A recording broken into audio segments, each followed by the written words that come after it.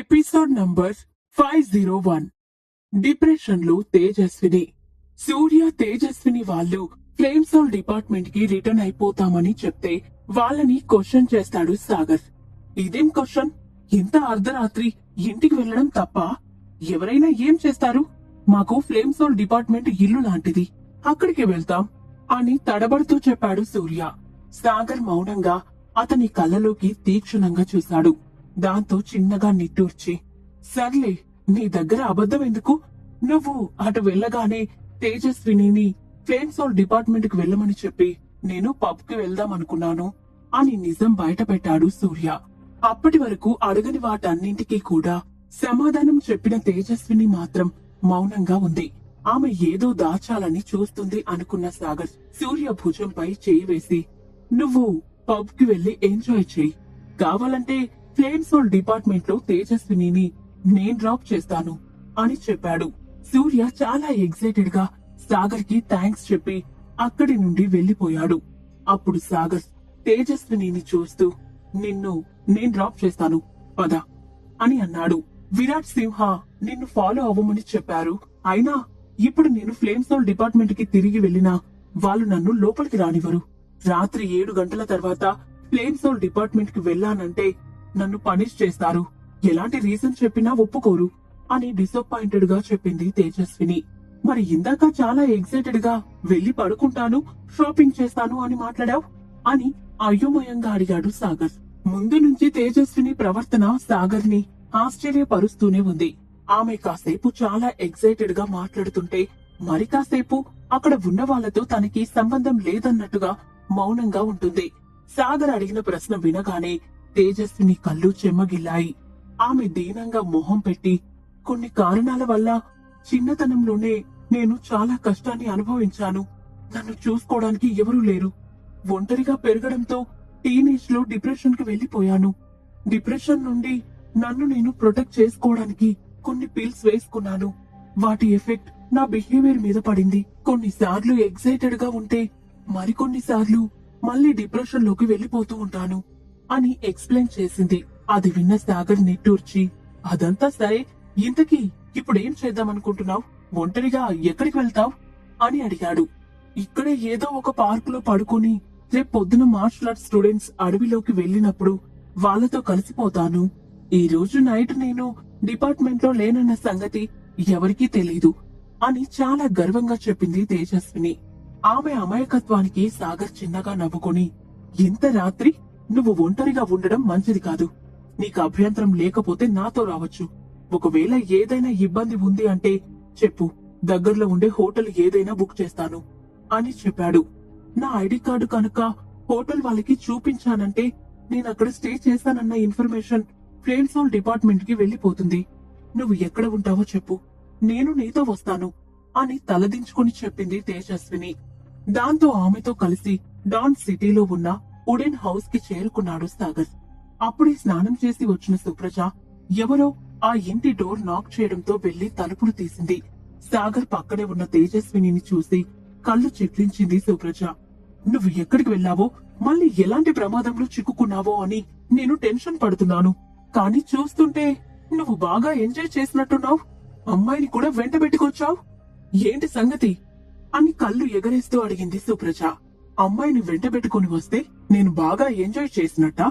ఏం జరిగిందో తెలుసుకోకుండా ఎందుకలా జడ్జ్ చేస్తున్నావు అని అసహనంగా అన్నాడు సాగర్. ఇంతలో తేజస్విని సడన్ గా సీరియస్ అవుతూ, నువ్వెందుకు ఆ అమ్మాయికి ఎక్స్ప్లెనేషన్ ఇస్తున్నావు?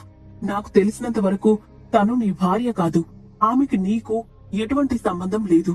అలాంటప్పుడు మన రిలేషన్ గురించి తనకెందుకు అని కోపంగా అడిగింది. అంటే నీ ఉద్దేశం నేను పక్క వాళ్ళ విషయాల్లో తల దూరుస్తున్నానా అని సీరియస్ అయింది సుప్రజ. నీకు తెలిసి కూడా ఎందుకు అడుగుతున్నావక్క అని నవ్వుతూ అడిగింది తేజస్విని. దాంతో సుప్రజకి కోపం మరింత ఎక్కువైంది. ఆమె కోపంతో బుసలు కొడుతూ తేజస్విని నానా మాటలు అనడం మొదలుపెట్టింది. తేజస్విని కూడా రెచ్చిపోయి సుప్రజను తిట్టింది. మరుక్షణంలోనే వాళ్ళిద్దరూ జుట్టు పీక్కొని కొట్టుకుంటారేమో అన్నంతగా గొడవ పడడం మొదలు పెట్టారు. దాంతో సాగర్ చెవులు మూసుకొని గట్టిగా అరుస్తూ, మీ ఇద్దరిలో ఏ ఒక్కరు మాట్లాడినా ఇద్దరిని ఇంటి నుండి బయటకు పంపించేస్తాను, సైలెంట్ గా ఉండండి అని సీరియస్ గా చెప్పాడు.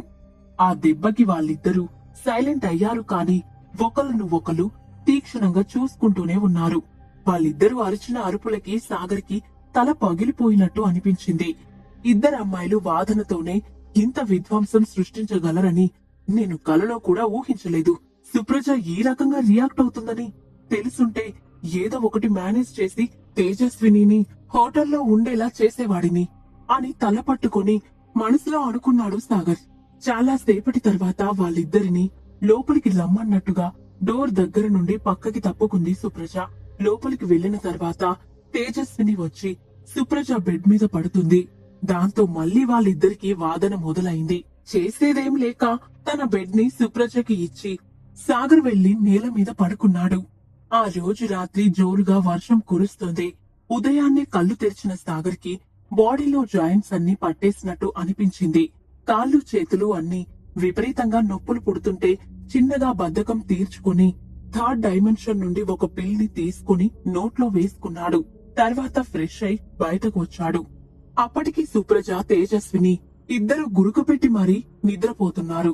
వీళ్ళు నిద్రలో కూడా సైలెంట్ గా లేరు అని మనసులో అనుకుంటూ వాళ్ళని డిస్టర్బ్ చేయడం ఇష్టం లేక చిన్నగా ఆ వుడెన్ హౌస్ డోర్ తెరుచుకుని బయటకు వెళ్లిపోయాడు సాగర్. తర్వాత క్యాబ్ బుక్ చేసుకుని నేరుగా వసుధ గ్రూప్ ఆఫ్ ఇండస్ట్రీస్ కి చేరుకున్నాడు. కానీ సాగర్ ఆ కంపెనీకి రీచ్ అయ్యేసరికి దయానిధి మీటింగ్ లో బిజీగా ఉన్నాడు. అతను అఖిల సొల్యూషన్స్ గురించి కొంతమంది ఇన్వెస్టర్స్ తో డిస్కస్ చేస్తున్నాడు. ఎలాగైనా సరే ఆ కంపెనీని మళ్లీ రీస్టార్ట్ చేసి దానికి లాభాలు తెప్పించాలి అని అతను అనుకున్నాడు. కారిడార్ లో వెయిట్ చేస్తున్న సాగర్ ని చూసి వేగంగా అక్కడికి వచ్చింది సెక్రటరీ మనోహరి. సాగర్ ముందు వినయంగా తల వంచి నమస్కరించి, సార్, మా బాస్ మీటింగ్ లో ఉన్నారు కాబట్టి మీరు ఆయన క్యాబిన్ లో వెయిట్ చేయండి. మీరు వచ్చినట్టు నేను ఆయనకి ఇన్ఫార్మ్ చేస్తాను అని నవ్వుతూ చెప్పింది. సాగర్ సరే అన్నట్టుగా తల ఊపి దయానిధి క్యాబిన్ లో వెయిట్ చేయడానికి వెళ్లాడు. 5 నిమిషాలు కూడా కాకుండా దయానిధి పరిగెత్తుకుంటూ క్యాబిన్ లోకి ఎంటర్ అయ్యాడు. అతను సాగర్ ని చూసి నవ్వుతూ, సాగర్, ఎన్ని రోజులు ఒక్క మెసేజ్ కూడా చేయకుండా ఈ రోజు సడన్ గా విజిట్ కి కారణం ఏంటి? నువ్వు వస్తున్నట్లు కనీసం నాకు ఇన్ఫార్మ్ కూడా చేయలేదు అని అనుమానంగా అడిగాడు. నేను డాన్ హాల్ కాంపిటీషన్ లో బిజీగా ఉండి ఈ మ్యాటర్ గురించి పెద్దగా పట్టించుకోలేదు. అయినా సరే మీరు అఖిల సొల్యూషన్స్ గురించి ఇంత శ్రద్ధ తీసుకుంటున్నందుకు చాలా థ్యాంక్స్. అదే కాకుండా మీరు నా కోసం లోచన్ కంపెనీతో తలపడబోతున్నారు అని వినయంగా చెప్పాడు సాగర్. నీకు నాకు మధ్య థ్యాంక్స్, సారీ లాంటివి ఎందుకు చెప్పు. అఖిల సొల్యూషన్స్ ని ముక్తా గ్రూప్ అన్యాయంగా లాక్కొని ముగించేశారు. కానీ ఇప్పటికీ ఆ కంపెనీ మార్కెట్ లో ఉండి ఉంటే చాలా లాభాలే చూసేది. అందుకే నేను ఆ ప్రాజెక్ట్ ని టేకప్ చేశాను. ఇక లోషన్ కంపెనీ అంటావా, నువ్వు ఉన్నా లేకపోయినా మా మధ్య ఎప్పుడూ బిజినెస్ వార్స్ జరుగుతూనే ఉంటాయి. ఇందులో నేను నీకోసం చేస్తున్నది ఏమీ లేదు అని ఉన్నది ఉన్నట్టుగా చెప్పాడు దయానిధి. సరే బాస్, మీకు నా హెల్ప్ కావాలంటే చెప్పండి, ఏమడిగినా నేను చెయ్యడానికి సిద్ధంగా ఉన్నాను అని చెప్పాడు సాగర్. ఏం వద్దు సాగర్, ఇప్పటికి నువ్వు చాలా హెల్ప్ చేశావు. నా నెత్తి మీద ఉన్న ప్రెషర్ నీ వల్ల సగం తగ్గింది. మిగిలిన విషయాల గురించి నేను ఆలోచించుకుంటాను. ఆల్రెడీ ఇప్పుడు ఉన్న ప్రాబ్లమ్స్ ని సాల్వ్ చేయడానికి నా దగ్గర ఒక ప్లాన్ ఉంది అని సాగర్ ఆఫర్ ని సున్నితంగా తిరస్కరించాడు దయానిధి. నిజానికి సాగర్ తన పవర్ తో క్యాపిటల్ లో గుణశేఖర్ లాంటి వాళ్ళ హెల్ప్ తో వసుధ గ్రూప్ ని మరింత స్టెబిలైజ్ చేశాడు. ప్రస్తుతం క్యాపిటల్ లో దయానిధి తనకంటూ ఒక పేరుని క్రియేట్ చేసుకున్నాడు. అదంతా సాగర్ హెల్ప్ వల్లే సాధ్యమైంది. కానీ దయానిధికి సాగర్ కి హెల్ప్ చేయడం కన్నా లోచన్ కంపెనీ మీద పగ తీర్చుకోవడమే ముఖ్యం. ఎలాగో సాగర్ గోల్ కూడా అదే కాబట్టి అతనికి హెల్ప్ చేస్తున్నట్టు నటిస్తున్నాడు. అదే ఒకవేళ యాదవ్ ఫ్యామిలీతో దయానిధికి మంచి రిలేషన్ ఉండి ఉంటే సాగర్ కి హెల్ప్ చేసేవాడు కాదు. కేవలం సాగర్ ని వాడుకొని తాను పైకి వెళ్లాలని మాత్రమే దయానిధి అనుకుంటున్నాడు. ఒకవేళ మొత్తం సాగరే చేసేస్తే మళ్ళీ క్రెడిట్ అతనికి వెళ్లిపోతుందని తనకి కష్టమైన పనులన్నీ సాగర్ చేత చేయించుకొని ఈజీగా ఉన్న పనులు తను చేసుకుంటూ క్రెడిట్ మొత్తం తనే తీసుకోవాలి అని చూస్తాడు. ఇదంతా ఊహించని సాగర్ తన పర్సనల్ పని వల్ల దయానిధి సఫర్ అవుతాడేమో అనుకుంటూ నేను ఈ మ్యాటర్ లో డైరెక్ట్ గా ఇన్వాల్వ్ అవ్వట్లేదు, కానీ బిజినెస్ విషయానికి వస్తే యాదవ్ ఫ్యామిలీ వాళ్ళు ఎంత క్రూరంగా ఉంటారో నాకు బాగా తెలుసు. లోచన్ కంపెనీ సామాన్యమైనది కాదు. వాళ్ళు తలుచుకుంటే నిమిషాల్లో వసుధ గ్రూప్ ఆఫ్ ఇండస్ట్రీస్ దివాలా తీసేలా చేయగలరు. అది కాకుండా నా పర్సనల్ గాయిన్ కోసం నేను మీ కంపెనీని రిస్క్ లో పెట్టాలనుకోవట్లేదు అని నిజాయితీగా చెప్పాడు. సాగర్, నువ్వు అనవసరంగా ఎక్కువగా ఆలోచిస్తున్నావు. నిజానికి మన కంపెనీ స్ట్రెంగ్త్ కూడా లోచన్ కంపెనీ స్ట్రెంగ్త్ కి ఈక్వల్ గానే ఉంది. ప్రతి కంపెనీకి దాని అడ్వాంటేజెస్ అండ్ డిసడ్వాంటేజెస్ కూడా ఉంటాయి. కానీ లోచన్ కంపెనీకి అన్నింటికన్నా పెద్ద అడ్వాంటేజ్ ఏంటంటే సప్లై లాజిస్టిక్స్ కంపెనీ వాళ్ళకి సపోర్ట్ గా ఉన్నారు అని కాస్త డిసప్పాయింటెడ్ గా చెప్పాడు దయానిధి. జస్ట్ ఒక లాజిస్టిక్ కంపెనీ సపోర్ట్ ఇవ్వడం వల్ల లోచన్ కంపెనీకి పెద్ద అడ్వాంటేజ్ ఏముంటుంది అని అయోమయంగా అడిగాడు సాగర్. సప్లై లాజిస్టిక్స్ కంపెనీ అన్ని లాజిస్టిక్ కంపెనీ లాంటిది కాదు. ఆ కంపెనీ బయటకి కనిపించినంత సింపుల్ గా ఉండదు. ఆ కంపెనీకి కిల్లర్ వ్యాలీ వాళ్ళ సపోర్ట్ ఉంది అని నిస్సహాయంగా చెప్పాడు దయానిధి. కిల్లర్ వ్యాలీయా అంటే మీరు ఆ హంతకుల గ్రూప్ గురించి మాట్లాడుతున్నారా అని ఆశ్చర్యపోతూ అడిగాడు సాగర్. నీకాల్రెడీ కిల్లర్ వ్యాలీ గురించి తెలుసు కాబట్టి నా బాధ ఏంటో కూడా నీకు ఈజీగానే అర్థమవుతుంది అనుకుంటున్నాను అని నీరసంగా నవ్వుతూ అన్నాడు దయానిధి. క్యాపిటల్ లో కొన్ని కంపెనీస్ కి కిల్లర్ వ్యాలీ వాళ్ళ సపోర్ట్ ఉండడం వల్లే వాళ్ళు ఎలా బిజినెస్ చేసినా పైకి వస్తున్నారు. నిజాయితీగా పనిచేసే కంపెనీస్ అన్ని 6 నెలలకే దివాలా తీసేస్తున్నాయి. అన్నింటికంటే ముఖ్యమైనది, ఒకవేళ కిల్లర్ వ్యాలీ వాళ్ళకి అగైనెస్ట్ గా ఉన్న కంపెనీస్ లో జాబ్ తెచ్చుకుంటే అక్కడ పనిచేసే ఎంప్లాయీస్ ని కిల్లర్ వ్యాలీ వాళ్ళు చంపేస్తుంటారు. అందుకే అలాంటి కంపెనీలో పనిచేయడానికి కూడా ఎవరు ఇష్టపడరు. లోచన్ కంపెనీ ఎన్ని అక్రమాలు చేసినా, మార్కెట్ లోకి చీప్ ప్రొడక్ట్స్ రిలీజ్ చేసినా ఆ కంపెనీ డెవలప్ అవ్వడానికి కేవలం కిల్లర్ వ్యాలీనే కారణం. ఎందుకంటే ఆ కంపెనీకి కాంపిటీటర్స్ గా ఉన్న వేరే కంపెనీ హెడ్స్ అందరినీ కిల్లర్ వ్యాలీ వాళ్ళు చంపేస్తుంటారు. ఇప్పుడు వసుధ గ్రూప్ ఆఫ్ ఇండస్ట్రీస్ కి కూడా అదే భయం పట్టుకుంది. ఈ కంపెనీలోని ఎంప్లాయీస్ నెమ్మదిగా రిజైన్ చేసి వెళ్లిపోతున్నారు. అక్కడ విషయమంతా పూర్తిగా అర్థం చేసుకున్న సాగర్ కాసేపు ఆలోచించి, బాస్, కిల్లర్ వ్యాలీ వాళ్ళ సంగతి నాకు వదిలేసేయండి. నేను కూడా వాళ్ళతో లెక్కలు తేల్చుకోవాల్సింది చాలా ఉంది అని పళ్ళు నూరుతూ చెప్పాడు. నీకు తెలిసిన విషయమే అయినా మళ్ళీ చెప్తున్నాను, కిల్లర్ వ్యాలీ వాళ్ళతో జాగ్రత్త. నువ్వు ఒక్క స్టెప్ తప్పుగా వేశావంటే నీ ప్రాణానికే ప్రమాదం వస్తుంది. మన కంపెనీ ఫైల్స్ అన్ని క్లియర్ గా ఉండేలా నేను జాగ్రత్త తీసుకుంటున్నాను. ఒకవేళ మనకి లోచన్ కంపెనీకి మధ్య గొడవ పెద్దదై అందులో కిల్లర్ వ్యాలీ వాళ్ళు ఇన్వాల్వ్ అయ్యారంటే క్యాపిటల్లో ఉన్న హయ్యర్ అఫీషియల్స్ చూస్తూ కూర్చోరు. వాళ్ళు మనకి ఖచ్చితంగా సహాయం చేస్తారు అని నమ్మకంగా వివరించి చెప్పాడు దయానిధి. దీని గురించి మీరు ఎక్కువగా ఆలోచించకండి. ఆ కిల్లర్ వ్యాలీ వాళ్ళని నాకు వదిలేయండి. ఇంతకు ముందులాగా వాళ్ళు నా మీద అటాక్ చేసే వరకు చూస్తూ కూర్చోను. నేనే కిల్లర్ వ్యాలీ ఎక్కడుందో తెలుసుకొని వాళ్ళ మీద దాడి చేస్తాను అని పిడికిలి బిగిస్తూ అన్నాడు సాగర్. కిల్లర్ వ్యాలీ ఎక్కడుంది? దాని లీడర్ ఎవరు? సాగర్ దయానిధి గురించి అసలు నిజం తెలుసుకుంటాడా? ఈ ప్రశ్నలకు సమాధానాలు తెలియాలంటే నెక్స్ట్ ఎపిసోడ్ వినాల్సిందే.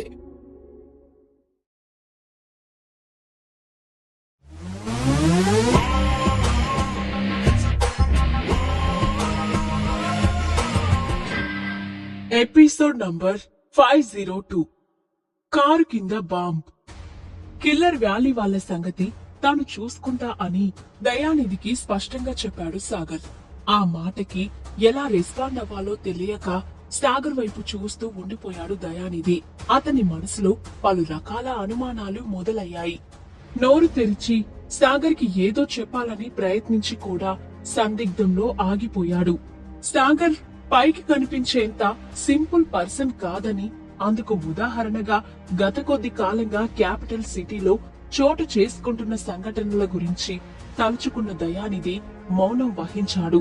దయానిధి ఒక బిజినెస్ మ్యాన్ అయినప్పటికీ అతను సిటీలో జరుగుతున్న సంఘటనల గురించి ఎప్పటికప్పుడు తెలుసుకుంటూనే ఉన్నాడు. ఒక కల్టివేటర్ గా సాగర్ కి ఉన్న పవర్స్ గురించి అతనికి బాగా తెలుసు. అందుకే అనవసరంగా మధ్యలో దూరి తన బిజినెస్ ఎఫెక్ట్ చేసుకోవడం ఇష్టం లేక కిల్లర్ వ్యాలీ సంగతి అతనికి వదిలేశాడు దయానిధి. కాసేపటి తర్వాత వసుధ గ్రూప్స్ నుండి బయటకు వచ్చిన సాగర్ తన మొబైల్ బయటకు తీసి బద్రీనారాయణకి కాల్ చేశాడు. హైదరాబాద్ లో ఉన్న బిజినెస్ లన్నింటినీ మురారి ఇంకా నవీన్ జాగ్రత్తగా చూసుకుంటూ ఉండడంతో సాగర్ కోరిక మేరకు కొద్ది రోజుల క్రితమే క్యాపిటల్ సిటీకి వచ్చాడు బద్రీనారాయణ. సడన్ గా సాగర్ నుండి కాల్ రావడంతో అటెండ్ చేసి, హలో సాగర్ సార్, ఎన్ని రోజులకు నాకు కాల్ చేయాలని మీకు అనిపించిందా? అసలు ఎలా ఉన్నారు, ఎక్కడ ఉన్నారు అని వరుసగా ప్రశ్నలు వేశాడు. బాబోయ్, కాస్త నీ ప్రశ్నలకి బ్రేక్ వేయి, లేదంటే ఆతృతతో నీకు బీపీ పెరిగేలా ఉంది అని మోకింగ్ టోన్ లో అన్నాడు సాగర్. అంతలేదు సార్, నా మాటలతో అవతలి వాళ్ళకి బీపీ పెరిగేలా చేస్తాను కానీ నేను ఎఫెక్ట్ అవ్వను. అయినా 24 గంటలు మీ కాల్ కోసం ఎంత అలర్ట్ గా ఉంటానో మీకు తెలిసి కూడా నన్ను టీజ్ చేయడం ఏమీ బాలేదు అని నీరసంగా అన్నాడు బద్రీనారాయణ. సర్లే, మనిద్దరి వాదన ఎప్పుడు ఉండేదే కాని ఇప్పుడు ఒక లొకేషన్ పంపిస్తున్నాను, వెంటనే వచ్చి నన్ను మీట్ అవ్వు అని కాల్ కట్ చేసిన సాగర్ వెంటనే అతనికి లొకేషన్ పంపించాడు. సిటీకి దూరంగా ఉన్న ఒక చిన్న కాఫీ షాప్ లో చివరి టేబుల్ దగ్గర కూర్చొని సాగర్ కోసం ఎదురు చూస్తున్నాడు బద్రీనారాయణ. కాసేపటికి అక్కడికి చేరుకున్న Sagar sorry for the late అని చెప్తూనే వేగంగా వచ్చి అతని ఆపోజిట్ చైర్ లో కూర్చున్నాడు. నో ప్రాబ్లం సార్, ఇంతకీ నన్ను ఇక్కడికి రమ్మని పిలిచిన కారణం ఏంటో తెలుసుకోవచ్చా అని నేరుగా అసలు విషయంలోకి వచ్చాడు బద్రీనారాయణ. ఎందుకంటే ఏదైనా ముఖ్యమైన విషయం ఉంటే తప్ప సాగర్ తన వర్క్ డిస్టర్బ్ చేయడని బద్రీనారాయణకు బాగా తెలుసు. గత కొంతకాలంగా సాగర్ చేస్తున్న పనుల గురించి పూర్తిగా తెలుసుకున్న బద్రీనారాయణ డైహార్డ్ ఫ్యాన్ గా మారిపోయాడు. అవన్నీ లైఫ్ లో చూసే అవకాశం కోల్పోయినందుకు కాస్త బాధపడ్డాడు. అందుకే సాగర్ క్యాపిటల్ సిటీకి రమ్మని చెప్పగానే అక్కడ వాలిపోయాడు. నేను నీతో ఒక ముఖ్యమైన విషయం డిస్కస్ చేయడానికి ఇక్కడికి పిలిచాను. గుడ్ ట్రాన్స్పోర్టేషన్ బిజినెస్ ఎలా ఉంటుంది ఎంక్వైరీ చేసి చెప్పు. బట్ హైదరాబాద్ లో టాప్ మోస్ట్ బిజినెస్ పర్సన్ గా నువ్వు ఫేమస్ కాబట్టి ఇన్ఫర్మేషన్ గ్యాదర్ చేయడం కాస్త ఈజీ అవుతుందని అనుకుంటున్నాను, ఏమంటావ్ అని అతని అభిప్రాయం కోసం ఆగాడు సాగర్. ఆ మాటతో సాగర్ తనకి ఇస్తున్న ప్రిఫరెన్స్ ఎలాంటిదో అర్థం చేసుకున్న బద్రీనారాయణ, నా మీద నీకున్న నమ్మకానికి చాలా థ్యాంక్స్ సార్, బట్ సడన్ గా ఈ విషయం గురించి ఎందుకు అడుగుతున్నారో తెలుసుకోవచ్చా సార్ అని క్యాజువల్ గా అడిగాడు. క్యాపిటల్ సిటీలో టాప్ కంపెనీ అయిన వసుధ గ్రూప్స్ తో సాగర్ కి ఉన్న రిలేషన్ గురించి అతనికి బాగా తెలుసు. కానీ వాళ్ళని కూడా కాదని సాగర్ తనని నమ్మటం బద్రీనారాయణకి మనసులో అతని మీద అభిమానం మరొక మెట్టు పెంచింది. ఆ మాటకి నేను రీజన్ చెప్తే తప్ప నువ్వు ఇన్ఫర్మేషన్ కలెక్ట్ చేయవా అని బద్రీనారాయణ కళ్ళలోకి సూటిగా చూస్తూ అడిగాడు సాగర్. నో, అలాంటిదేం లేదు sir, just out of curiosity మిమ్మల్ని ఈ క్వశ్చన్ అడిగాను. నిజానికి ఈ సిటీలో ఉన్న ఒక లాజిస్టిక్ కంపెనీ గురించి నాకు ఆల్రెడీ తెలుసు. గత కొంతకాలం క్రితం ఈ సిటీలో స్టార్ట్ అయిన కంపెనీ ఈ రోజు మంచి పొజిషన్ లో ఉంది. మనం ఇప్పుడు కొత్తగా స్టార్ట్ చేసినా కూడా డెవలప్ అవ్వడానికి ఎక్కువ కాలం పట్టదు. మీరు కావాలంటే వెంటనే ఆ ఫీల్డ్ గురించి ఇంకా డీప్ గా ఇన్ఫర్మేషన్ గ్యాదర్ చేస్తాను అని వివరంగా చెప్పాడు బద్రీనారాయణ. ఓకే, ఆ కంపెనీ నేమ్ ఏంటి అని సాలోచనగా అడిగిన సాగర్ తో, ఆ company name supply logistics sir అని బదులిచ్చాడు. ఆ కంపెనీ ప్రెసిడెంట్ ఎవరు, వాళ్ళ బిజినెస్ స్టేటస్ ఏంటి అని మరొక ప్రశ్న వేశాడు సాగర్. అదొక ఆర్డినరీ కంపెనీ సార్, ఇక కంపెనీ రన్ చేస్తున్న ప్రెసిడెంట్ గురించి నాకు పెద్దగా తెలీదు. మీకు కావాలంటే ఇప్పుడే ఇన్ఫర్మేషన్ తెలుసుకుంటాను అని సమాధానం చెప్పాడు బద్రీనారాయణ. ఆ మాటకి అతని వైపు ఆశ్చర్యంగా చూశాడు సాగర్. ఎందుకంటే ఆల్రెడీ సప్లై లాజిస్టిక్స్ గురించి కాసేపటి క్రితం దయానిధితో డిస్కస్ చేసిన సాగర్ కి అతని మాటల్లో కిల్లర్ వ్యాలీ గ్రూప్ కి సంబంధించిన సప్లై లాజిస్టిక్స్ కంపెనీ వల్ల అతను ఎదుర్కొంటున్న సమస్యల గురించి పూర్తిగా తెలుసుకున్నాడు. కానీ బిజినెస్ ఇంకా స్టేటస్ రెండింటిలోనూ వసుధ గ్రూప్స్ కంటే పై స్థాయిలో ఉన్న సినర్జీ గ్రూప్స్ ప్రెసిడెంట్ బద్రీనారాయణ మాత్రం అదొక సాధారణ కంపెనీ అని చెప్తూ ఉండడంతో ఒక్క క్షణం ఆలోచనలో పడిపోయాడు. అది గమనించిన బద్రీనారాయణ, ఏమైంది సార్, ఆ కంపెనీతో మీకు ఏమైనా ప్రాబ్లం వచ్చిందా అని కంగారుగా అడిగాడు. కానీ సాగర్ నుండి తన ప్రశ్నకు ఎలాంటి సమాధానం రాకపోవడంతో ఆ విషయం గురించి ఎందుకంత సీరియస్ గా ఆలోచిస్తున్నారు సార్? మీరు ఒక్క మాట చెప్తే చాలు, 2 గంటల్లో ఆ కంపెనీని రోడ్డు మీదకి తీసుకొస్తాను.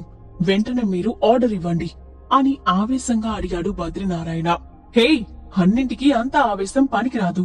వాళ్ళని తర్వాత దివాలా తీయించొచ్చు, కానీ నాకు ఆ కంపెనీ ప్రెసిడెంట్ తో మీటింగ్ ఏర్పాటు చేయి అని కూల్ గా చెప్పాడు సాగర్. ఆ మాట వినడం ఆలస్యం. వెంటనే ఆ పనిలో పడిపోయాడు బద్రీనారాయణ.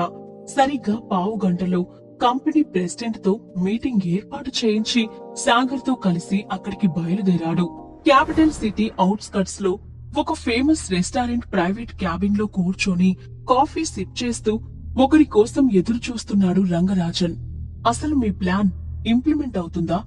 ఆ వ్యక్తి వస్తాడని అనుకుంటున్నారా అని అడిగాడు అతని సెక్యూరిటీ. ఏమో, నాక్కూడా తెలీదు, బట్ ఛాన్స్ వస్తే మాత్రం వదులుకోను అని స్పష్టంగా చెప్పాడు రంగరాజన్. ఇంతలో గదిలోకి వచ్చిన వ్యక్తిని చూసి ఒక్కసారిగా చైర్లో నుండి పైకి లేచి, hello mister Badrinarayana, welcome. 24 hours business meetings తో బిజీగా ఉండే మీరు నేను తెలియడమే గొప్ప అనుకుంటే ఏకంగా మీట్ అయ్యే అవకాశం దొరికినందుకు హ్యాపీగా ఉంది అని ఎదురెళ్లి షేక్ హ్యాండ్ ఇస్తూ ఇన్వైట్ చేశాడు రంగరాజన్. నో ఫార్మాలిటీస్ మిస్టర్, నేను ఇక్కడికి ఒక బిజినెస్ పని మీద వచ్చాను అని షేక్ హ్యాండ్ ఇస్తూ అసలు టాపిక్ స్టార్ట్ చేశాడు బద్రీనారాయణ. ఆ మాటకి పొడి పొడిగా నవ్వుతూ సమాధానం చెప్పబోయిన రంగరాజన్ అప్పుడే లోపలికి వచ్చిన సాగర్ ను చూసి ఆగిపోయాడు. ఇతను అని ప్రశ్నార్థకంగా చూస్తూ, ఎవరు సార్ ఇతను? మీ సెక్యూరిటీయా అని అదో రకంగా అడిగాడు రంగరాజన్. నిజానికి రంగరాజన్ సామాన్యమైన వ్యక్తి కాదు. అతనికి క్యాపిటల్ సిటీలో 2nd గ్రేడ్ బిజినెస్ పర్సన్స్ తో చాలా క్లోజ్ పరిచయాలు ఉన్నాయి.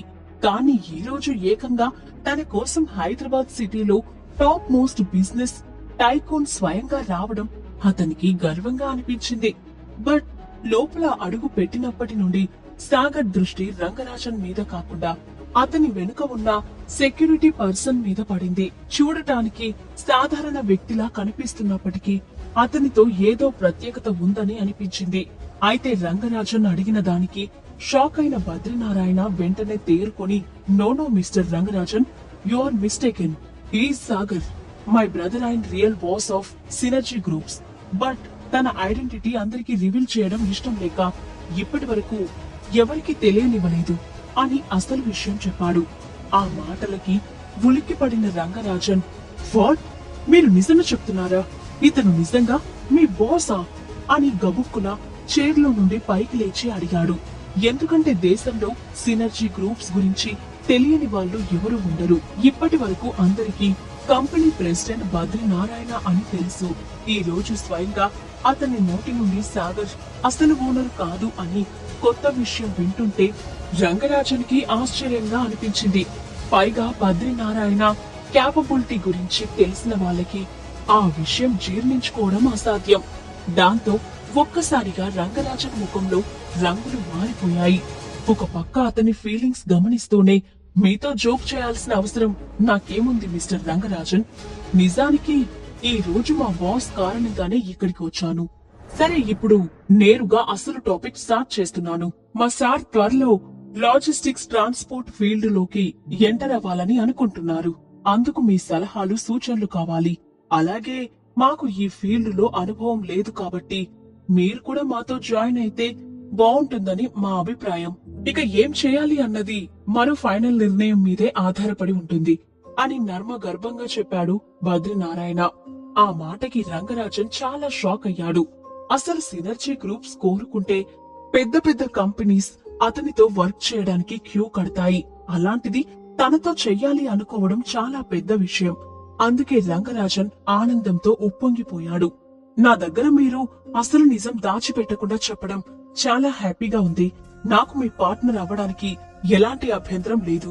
చాలా గౌరవంగా ఫీల్ అవుతున్నాను అని ఉద్వేగంగా చెప్తూ తన వెనుక ఉన్న బాడీ గార్డ్స్ వైపు చూశాడు రంగరాజన్. అతని కళ్ళల్లో కనిపించిన కాంప్లికేటెడ్ లుక్ చూసి తానేమైనా తప్పుగా మాట్లాడానేమో అని అయోమయానికి లోనవుతూ బాడీగార్డ్ వైపు ప్రశ్నార్థకంగా చూశాడు. అయితే తన చైర్లో కూర్చొని వాళ్ళని తీక్షణంగా చూస్తున్న సాగర్ కి మనసులో ఒక కొత్త అనుమానం కలగడంతో భ్రూకుటి ముడిపడింది. ఇదేమీ గమనించని బద్రీనారాయణ, వెరీ గుడ్, మీకు ఇంట్రెస్ట్ ఉంది కాబట్టి ఈ రోజు ప్రాసెస్ గురించి, పార్ట్నర్షిప్ గురించి క్లియర్ గా డిస్కస్ చేసుకుందాం అని చెప్పుకుంటూ పోయాడు. ఆ మాటకి ఒక్కసారిగా సాగర్ ముఖంలో విచారం చోటు చేసుకుంది. మిస్టర్ రంగరాజన్, మేము ఇక్కడికి రాకముందే ఈ ఫీల్డ్ లో మీకున్న ఎక్స్పీరియన్స్ గురించి, మీ అచీవ్మెంట్స్ గురించి పూర్తిగా తెలుసుకున్నాం. బట్ మా ప్రపోజల్ యాక్సెప్ట్ చేసే ముందు 1-2 సార్లు ఆలోచించుకోండి. వన్స్ ఈ సాగర్ అగ్నిహోత్రి ఎంటర్ అయ్యాక డ్రాప్ అయ్యే ప్రసక్తి లేదు. సో థింక్ అగైన్ అని పదునైన స్వరంతో చెప్తూ అతని కళ్ళలోకి తీక్షణంగా చూశాడు. అప్పటి వరకు సాగర్ పేరు విన్న వాళ్ళు ఎవరో కామనర్ అనుకున్నారు. ఎప్పుడైతే అతను పూర్తి పేరు చెప్పాడో ఒక్కసారిగా బాడీగార్డ్ కళ్ళలో ఎక్స్ప్రెషన్స్ మారిపోయాయి. కోపంగా ఉన్న అతని వాలకం చూసి రంగరాజన్ నుదుటిన చెమటలు పట్టాయి. దాంతో పాకెట్ నుండి కర్చీఫ్ తీసుకొని తుడుచుకుంటూ, ఓకే మిస్టర్ సాగర్, మీరు లాజిస్టిక్ ఇండస్ట్రీస్ లో ఏ విధంగా ఎంటర్ అవ్వాలని అనుకుంటున్నారు? అసలు ఇదే బిజినెస్ సెలెక్ట్ చేసుకోవడానికి రీజన్ తెలుసుకోవచ్చా అని నెమ్మదిగా అడిగాడు రంగరాజన్. మొదట అంగీకరించి తన పేరు చెప్పగానే కారణం అడుగుతున్న అతన్ని చూసి సాగర్ పెదవుల మీద ఈవిల్ స్మైల్ వచ్చింది. చూడబోతే మనం కలిసి వర్క్ చేయడం ఎవరికో అస్సలు ఇష్టం లేనట్టుంది. అలాంటప్పుడు మేము ఇక్కడ ఉండి యూజ్ ఏముంది? ఎలాగో మాట్లాడడానికి ఏమీ లేదు కాబట్టి మేం వెళ్తున్నాం. విల్ వెయిట్ ఫర్ న్యూస్ అని చెప్పి వేగంగా బద్రీ నారాయణతో కలిసి బయటకు వెళ్లిపోయాడు సాగర్. ఆ మాటకి కంగుతున్న రంగరాజన్, అయ్యో అలాంటిదేం లేదు సార్, మీరు మిస్అండర్స్టాండ్ చేసుకుంటున్నారు. నాకు మీతో డీల్ ఇష్టమే అని సాగర్ వెనుక పరిగెడుతూ అరిచాడు. అప్పటికే సాగర్ లిఫ్ట్ లో కిందకి వెళ్లిపోవడంతో అతని అరుపులు గాలిలో కలిసిపోయాయి. ఆ మరుక్షణం రంగరాజన్ పెదవుల మీద క్రూరమైన నవ్వు వచ్చి చేరింది. వెంటనే మన మనుషులను పంపించి వాళ్ళను వాచ్ చేయమని చెప్పండి. ఈ రోజు ఎట్టి పరిస్థితుల్లోనూ టార్గెట్ మిస్ అవ్వకూడదు. ప్లాన్ ఏ ఫెయిల్ అయితే ప్లాన్ బి ఇంప్లిమెంట్ చేయండి. ఫైనల్ గా నేను కోరుకున్న న్యూస్ మాత్రం వినాలి అని ఖచ్చితమైన స్వరంతో చెప్పాడు రంగరాజన్. సాగర్ వెనుక పార్కింగ్ లాట్ వరకు అయోమయంగా వచ్చిన బద్రీనారాయణ కార్ డోర్ మీద చెయ్యి వేసి ఓపెన్ చెయ్యబోతూ, ఏమైంది సార్, సడన్ గా మీ డెసిషన్ ఎందుకు మారిపోయింది అని ప్రశ్నార్థకంగా అడిగాడు. ఆ మాట నువ్వు కాస్త దూరంగా వచ్చి అడుగు, లేదంటే వాళ్ళు తర్వాత మాట్లాడడానికి మనం ఉండం అని చెప్తూ కారు చుట్టూ ఒక రౌండ్ వేసి సడన్ గా కిందకి వంగి బాంబు తీశాడు సాగర్. అది చూసిన బద్రీనారాయణ, గాడ్, ఇదంతా ఏంటి సార్, అసలు ఇక్కడేం జరుగుతుంది? అంటే మీ డెసిషన్ సడన్ గా మారిపోవడానికి కారణం ఇదేనా? కానీ మీకు అనుమానం ఎందుకు వచ్చింది అని ఒక్కసారిగా కారుకి దూరంగా జరిగి టెన్షన్ గా అడిగాడు. ఒక చోట బిజినెస్ డీల్ చేసేటప్పుడు కేవలం వ్యక్తులతో మాట్లాడడం కాదు, పరిసరాలను కూడా గమనించి అప్రమత్తంగా ఉండాలని బేసిక్ రూల్ నువ్వు ఎలా మర్చిపోయావు బద్రి అని సూటిగా ప్రశ్నించాడు సాగర్. అప్పుడే అనుకోని సంఘటన జరిగింది. అది చూసిన బద్రీనారాయణ ఆశ్చర్యపోతే బాంబు పెట్టిన ప్రత్యర్థి విపరీతమైన షాక్ కి గురయ్యాడు. ఇంతకీ బాంబు పెట్టిన వ్యక్తి ఎవరు? సాగర్ ను టార్గెట్ చేయాల్సిన అవసరం వాళ్ళకేముంది? అసలు రంగరాజన్ చెప్తున్న ప్లాన్స్ ఏంటి? నెక్స్ట్ ఏం జరగబోతుంది? ఈ ప్రశ్నలన్నింటికీ సమాధానాలు తెలియాలంటే నెక్స్ట్ ఎపిసోడ్ వినాల్సిందే. Stay tune to pocket FM.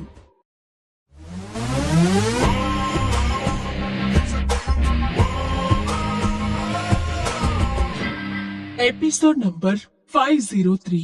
Sagar master mind.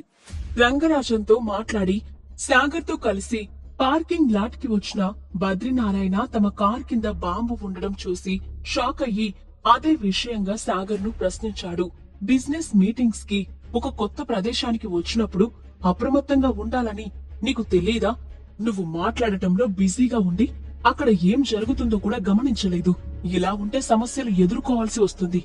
ఇకనైనా జాగ్రత్తగా ఉండు అని చెప్తూనే బాంబుకి ఉన్న టైమర్ ఆఫ్ చేసి తన థర్డ్ డైమెన్షన్ లో జాగ్రత్తగా స్టోర్ చేసిన సాగర్ వెంటనే బద్రీనారాయణతో కలిసి అక్కడి నుండి వెళ్లిపోయాడు. అది చూసిన బద్రీనారాయణ ఆశ్చర్యంలోనే అతన్ని వెంట వెళ్లాడు. అదే సమయంలో వాళ్ళకి కాస్త దూరంలో చీకటిగా ఉన్న ప్రదేశంలో నిలబడి అదంతా గమనిస్తున్న ఒక వ్యక్తి మాత్రం షాక్ అయ్యాడు. వెంటనే ఆ విషయాన్ని తమ బాస్ కి ఇన్ఫార్మ్ చేశాడు.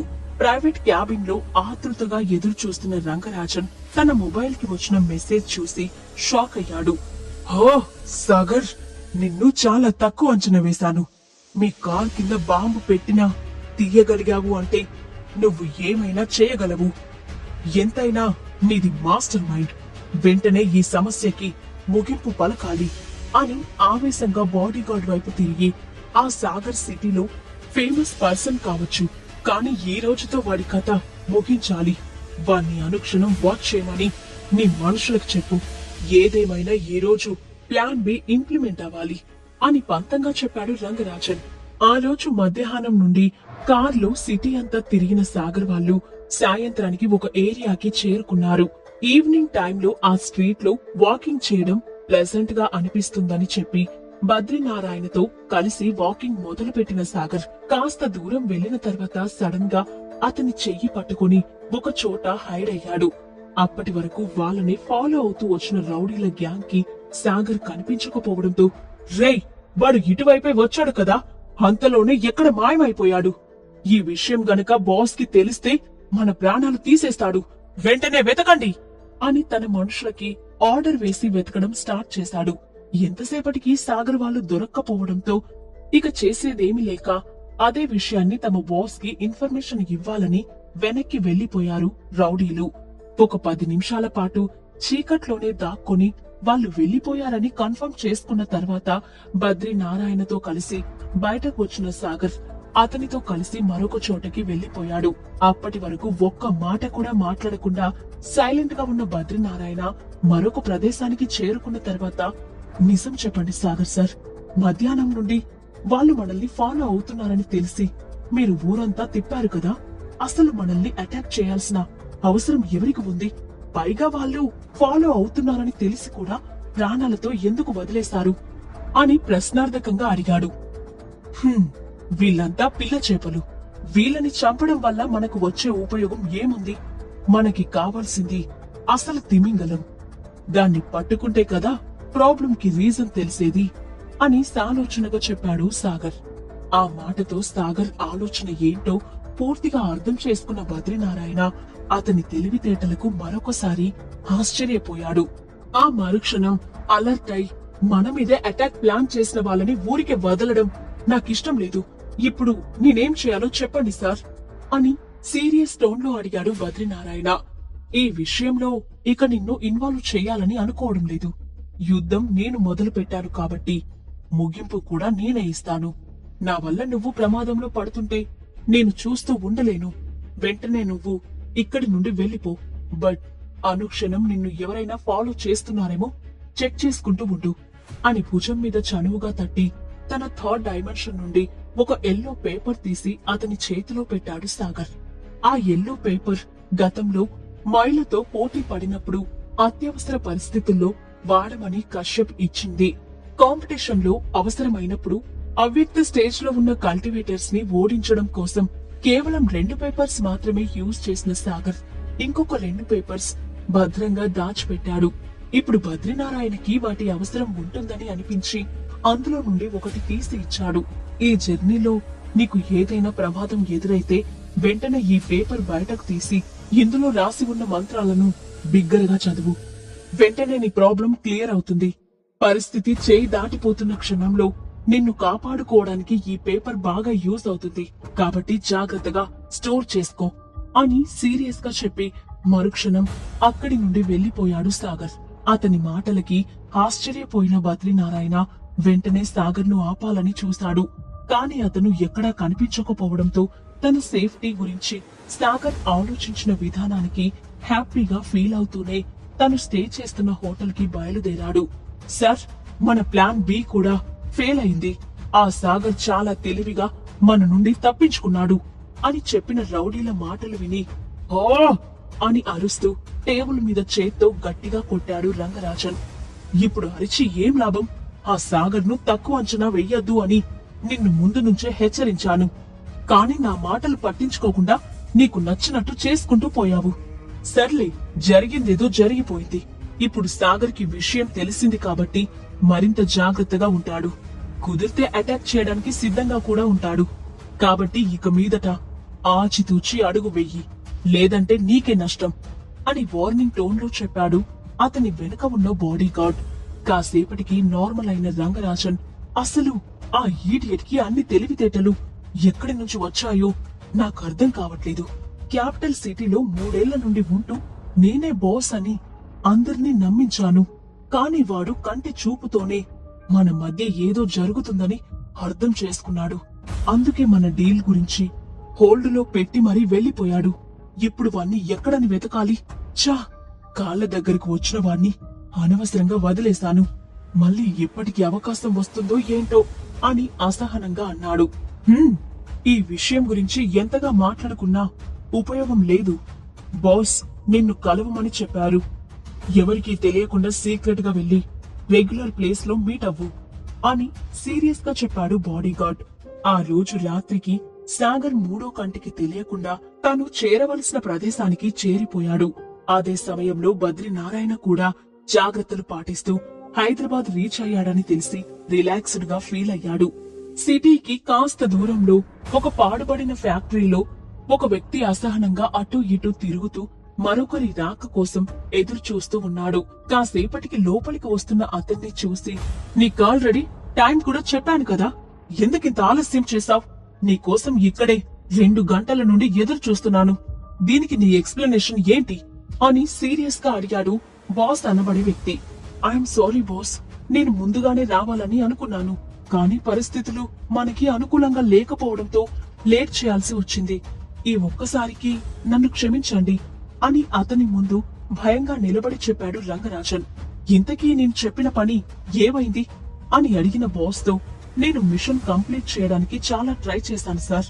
కానీ అనుకోకుండా సినర్జీ గ్రూప్ CEO బద్రీనారాయణ నన్ను కలవడానికి వచ్చారు. అప్పుడే ఆ కంపెనీకి అసలు ఓనర్ సాగర్ అని తెలిసింది. వాళ్ళ మాటల్లో నిజం ఎంతుందో తెలుసుకోవాలని మన మనుషుల్ని ఫాలో చెయ్యమని చెప్పాను. కానీ వాడు తెలివిగా ఎస్కేప్ అయిపోయాడు అని నిస్సహాయంగా చెప్పాడు రంగరాజన్.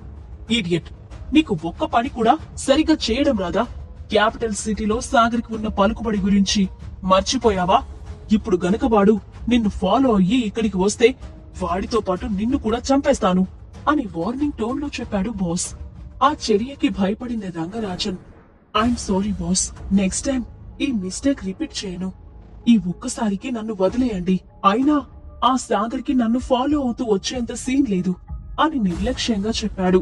Just shut up. అసలు ఆ సాగర్ గురించి ఏమనుకుంటున్నావు? వాడికి ఉన్న కల్టివేషన్ లెవెల్ కి నిన్ను ఏమార్చడం చిటికెలో పని అని గట్టిగా అరుస్తూనే షాక్ తో కళ్ళు పెద్దవి చేశాడు బాస్. నా గురించి నీకు చాలా బాగా తెలుసురా. అయినా ఎన్ని రోజుల నుంచి నా గురించి ఇన్వెస్టిగేషన్ చేస్తున్నావు అని స్టైల్ గా చేతిలో ఉన్న కర్ర అటూ ఇటూ తిప్పుతూ కేర్లెస్ గా లోపలికి వచ్చాడు సాగర్. అతని సడన్ ఎంట్రీ ఎక్స్పెక్ట్ చేయని రంగరాజన్ గుండె ఆగినంత పని అయింది. కంగారుగా వెనక్కి తిరిగి, ఏయ్, నువ్విక్కడికెలా వచ్చావు? నన్ను ఫాలో అయ్యావా అని తడారిపోతున్న గొంతుతో భయంగా అడిగాడు. అబ్బా, నువ్వు చాలా షార్ప్ రా, ఎంత తొందరగా క్యాచ్ చేస్తావో అని వెటకారంగా నవ్వుతున్న సాగర్ ని చూసి రంగరాజన్ కి ఒళ్ళు మండింది. ఏయ్ చుప్, అనవసరంగా ఏదో ఒకటి మాట్లాడి నన్ను రెచ్చగొడితే నీకే నష్టం. అయినా ఎవరికీ తెలియకుండా ఎక్కడెక్కడో తిరిగి మరీ ఇక్కడికి వచ్చాను కదా, నీకెలా తెలిసింది అని అనుమానంగా అడిగాడు రంగరాజన్. నీకు లేంది నాకు ఉన్నది ఒకటే, అదే బ్రెయిన్. అది యూజ్ చేశాను, నువ్వు ఈజీగా దొరికిపోయావు. ఇక్కడితో ఖేల్ కథం, దుకాన్ బంద్. అసలే నా టైం చాలా విలువైంది. లేట్ చేయకుండా వస్తే పని ముగించి వెళ్తాను అని పొగరుగా చెప్పాడు సాగర్. ఆ మాటకి రంగరాజన్ తో పాటు బాస్ ముఖం కూడా పాలిపోయింది. కిల్లర్ వ్యాలీలో ఎంతో మంది వ్యక్తులు సాగర్ చేతిలో చనిపోయిన సంగతి తెలిసి కూడా అతన్ని తక్కువగా అంచనా వేసినందుకు తమను తామే తిట్టుకున్నారు. నిజానికి సాగర్ వాళ్ళని ఇగ్నోర్ చెయ్యాలని అనుకున్నాడు. కానీ ఎప్పుడైతే వాళ్ళు కిల్లర్ వ్యాలీకి సంబంధించిన వ్యక్తులని తెలిసిందో వెంటనే తన అభిప్రాయం మార్చుకొని వాళ్ళను పరలోకానికి పంపించడానికి సిద్ధపడ్డాడు. అయితే ఊహించిన విధంగా బాస్ తన మెడలో ఉన్న లాకెట్ ఓపెన్ చేసి అందులో ఉన్న పౌడర్ తన నోట్లో వేసుకున్నాడు. అది చూసి సాగర్ అలర్ట్ అయ్యే లోపే లాకెట్ ఓపెన్ చేసి అందులో ఉన్న పౌడర్ తన నోట్లో వేసుకున్నాడు. అది చూసి సాగర్ అలర్ట్ అయ్యే లోపే బాస్ నోట్లో నుండి నురగలు కక్కుకుంటూ నేల మీద పడి చనిపోయాడు. ఆ సంఘటనకి సాగర్ ఒక్కసారిగా షాక్ అయిపోయాడు. తమ రహస్యం తెలియడంతో ఇలాంటి స్టెప్ తీసుకుంటారని అస్సలు ఊహించలేదు. అప్పటి వరకు నిజమైన రంగరాజన్ ఎవరో తెలియక కాస్త కన్ఫ్యూజన్ లో ఉన్న సాగర్ కి ఆ చర్యతో కన్ఫర్మేషన్ వచ్చేసింది. రెస్టారెంట్ లో తమతో మాట్లాడిన వాడు కాదు, ఇప్పుడు తన కళ్ళ ముందు చనిపోయిన వాడే అసలు రంగరాజన్ అని ఒక నిర్ణయానికి వచ్చేశాడు సాగర్. కాసేపటికి షాక్ నుండి తేరుకున్న రంగరాజన్ వెంటనే సాగర్ కాళ్ల మీద పడి, ప్రెసిడెంట్ సాగర్ గారు, దయచేసి నన్ను క్షమించండి. ఇదంతా నేను కావాలని చేయలేదు. తప్పనిసరి పరిస్థితుల్లో కిల్లర్ వ్యాలీ మెంబర్ గా జాయిన్ అయినందుకు చేయాల్సి వచ్చింది. మన మధ్య ఎలాంటి పాత గొడవలు లేవు కాబట్టి ఇది ఆఖరి తప్పుగా క్షమించి నన్ను ప్రాణాలతో వదిలేయండి అని దీనంగా రిక్వెస్ట్ చేశాడు. అవునా, కాసేపటి క్రితం నా వెనుక మనుషులను పంపించిన సంగతి, మధ్యాహ్నం నా కాల్ కింద బాంబు పెట్టిన సంగతి అప్పుడే మర్చిపోయావా? ఇప్పుడు నువ్వు జాలిగా 4 కబుర్లు చెప్పేస్తే నేను క్షమించేస్తాను అనుకున్నావా అని రెప్పపాటు కాలంలో తన థర్డ్ డైమెన్షన్ నుండి ఒక సుత్తి తీసుకొని నిర్దాక్షిణంగా అతని తల మీద గట్టిగా కొట్టి చంపేశాడు సాగర్. నిజానికి 4 సెంటిమెంట్ డైలాగ్స్ కొట్టి సాగర్ ను తన మాటలతో మాయ చేసి చంపాలని ప్లాన్ చేశాడు రంగరాజన్. కానీ అతని ట్రాప్ అర్థం చేసుకున్న సాగర్ కనీసం రియాక్ట్ అయ్యే అవకాశం కూడా ఇవ్వకుండా చంపేశాడు. అక్రమంగా సంపాదించాలనే స్వార్థంతో చేసిన తప్పుకి ఈ రోజు తన ప్రాణాలే పోగొట్టుకున్నాడు రంగరాజన్. కేవలం 10 నిమిషాలలో ప్రాణాలు పోగొట్టుకుని తన కళ్ళ ముందు విగత జీవులుగా పడి ఉన్న వాళ్ళిద్దరిని చూసి ఆలోచనలో పడిన సాగర్ ఎవరివో అడుగుల శబ్దం వినిపించడంతో అలర్ట్ అయి చీకటిలో హైడ్ అయ్యాడు. కాసేపటికి అక్కడికి వచ్చిన బాడీ గార్డ్ నిర్జీవంగా పడి ఉన్న వాళ్ళిద్దరిని చూసి, చెప్పిన పని చెయ్యకుండానే ప్రాణాలు పోగొట్టుకున్నాడు. అయినా ఇలాంటి బుర్ర తక్కువ వెదవని నమ్ముకోవడం నా తప్పు అని అసహనంగా అనుకుంటూ వాళ్ళిద్దరి బాడీస్ ని చెక్ చేశాడు. అదంతా చూసిన సాగర్ ఒక్కసారిగా షాక్ అయ్యాడు. అంతలోనే అతని మైండ్ లోకి ఒక ఆలోచన రావడంతో వేగంగా బయటకు వచ్చి, అంటే రియల్ రంగరాజన్ నువ్వు, వాళ్ళిద్దరూ ట్రాష్ అన్నమాట అని బాడీ గార్డ్ వైపు సీరియస్ గా చూశాడు సాగర్. ఆ మాటకి అలర్ట్ అయిన బాడీ గార్డ్ వేగంగా పైకి లేచి తన పాకెట్ లో ఉన్న గన్ బయటకు తీసి సాగర్ కి గురిపెట్టి, నువ్వు నా అంచనాలకు మించి ఉన్నావు సాగర్. నా మనుషులు ఇద్దరిని చంపినందుకు నీ మీద పగ తీర్చుకుంటాను. ఈ రోజు నీ చావు నా చేతిలో కన్ఫర్మ్ అని ట్రిగర్ నొక్కాడు. ఒక్కసారిగా గన్ పేలిన సౌండ్ ఆ ప్రదేశం అంతటా హోరెత్తింది. వెంటనే అమ్మా అని ఆర్తనాదం బిగ్గరగా వినిపించింది. ఆ తర్వాత ఎవరు ఊహించని సంఘటన జరిగింది. ఇంతకీ బాడీ గార్డ్ సాగర్ ని నిజంగా షూట్ చేశాడా? అక్కడ వినిపించిన అరుపు ఎవరిది? అసలు నిజమైన రంగరాజన్ ఎవరు? ఆ విషయం సాగర్ కనిపెడతాడా? ఈ ప్రశ్నలన్నింటికీ సమాధానాలు తెలియాలంటే నెక్స్ట్ ఎపిసోడ్ వినాల్సిందే. Stay tune to pocket FM.